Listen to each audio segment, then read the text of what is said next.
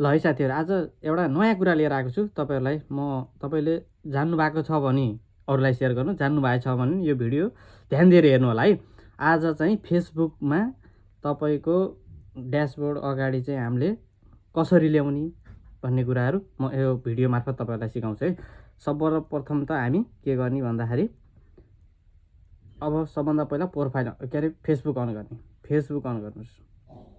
यदि Facebook on गर्नुहोस्, Facebook on गरिसकेपछि सबभन्दा पहिला कहाँ जाने त भन्दा यो प्रोफाइलमा जानुहोस् है। प्रोफाइलमा गइसकेपछि यसलाई क्लिक गर्नुहोस्। क्लिक गरिसकेपछि यहाँ प्रोफेसनल ड्यासबोर्ड भनेर चाहिँ दिएको हुन्छ है। यो हेर्नुहोस्, यो प्रोफेसनल ड्यासबोर्ड भनेर दिएको हुन्छ। यदि यो दिएको छैन भने कहाँ गएर लिएर आउनु त हामीले भन्दाखेरि हामीले यसलाई प्रोफाइललाई ब्याक गर्नुहोस् अनि यहाँ जानुहोस्, प्रोफाइलमा क्लिक गर्नुहोस्। यो 3 डट छ यहाँ है। यो 3 डट तपाईँहरूले हेर्नुहोस्, यो 3 डट छ। यो 3 डटमा गएर क्लिक गर्नुहोस्। क्लिक गरिसकेपछि साथीहरू यहाँ स्क्वायर गरेर तल आउनुहोस्। यहाँ आइसकेपछि यहाँ देखाएको छ turn on professional mode off भनेर देखाएको छ।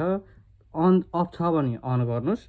तपाईँको अन गरिसकेपछि अगाडि यहाँ गएर के हुन्छ त प्रोफेसनल ड्यासबोर्ड आउँछ है।